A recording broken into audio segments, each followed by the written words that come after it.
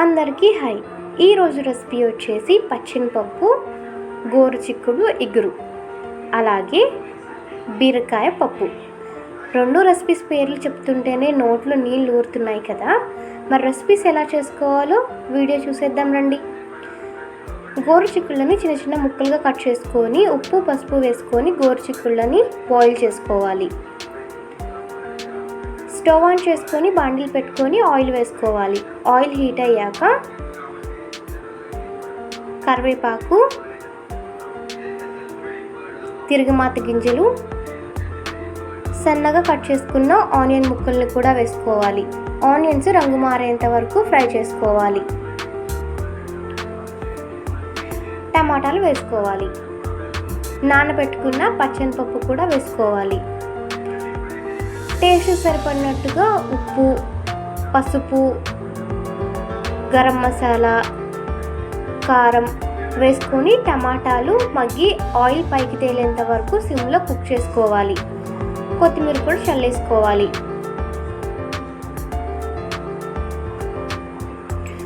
టమాటాలు మగ్గాక ఉడికిన గోరుచిక్కుళ్ళను కూడా వేసేసుకొని ఈ మొత్తాన్ని ఓసారి కలిపేసుకొని ఒక 5 నిమిషాలు సిమ్లో కుక్ చేసుకోవాలి.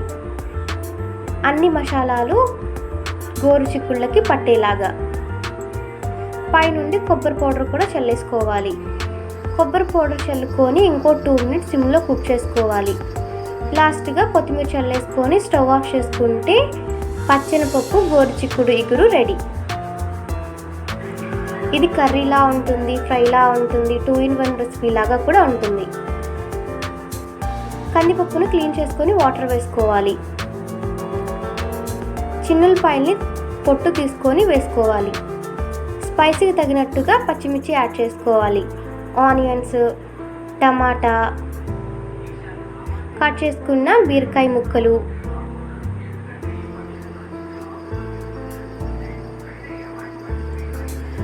పసుపు, 1 టేబుల్ స్పూన్ ఆయిల్ వేసుకోవాలి. 2 to 3 విజిల్స్ పెట్టేసుకోవాలి. పప్పు ఉడికేదాన్ని బట్టి విజిల్స్ పెట్టుకోవాలి. టేస్ట్ సరిపడినట్టుగా ఉప్పు వేసుకొని పప్పుని మెనిపేసుకోవాలి. పప్పులోకి పోపు పెట్టేసుకోవాలి. పోపు ఫ్రై అయ్యాక మెనుపుకున్న పప్పుని కూడా వేసేసుకోవాలి.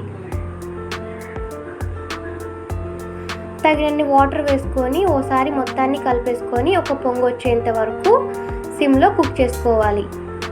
ఒక పొంగు వచ్చాక కొత్తిమీర చల్లేసుకొని స్టవ్ ఆఫ్ చేసుకుంటే కమ్మటి బీరకాయ పప్పు కూడా రెడీ. ఈ 2 రెసిపీస్ చాలా సింపుల్ అండ్ ఈజీగా అయిపోయాయి కదా. కొత్తగా కుకింగ్ నేర్చుకునే వాళ్ళకు కూడా ఈ రెసిపీస్ చాలా ఈజీగా సింపుల్గా నేర్చుకోవచ్చు. రెసిపీస్ నచ్చితే మీరు కూడా ఒకసారి ట్రై చేయండి. అలాగే వీడియో నచ్చితే లైక్, సబ్స్క్రైబ్ చేసుకోండి.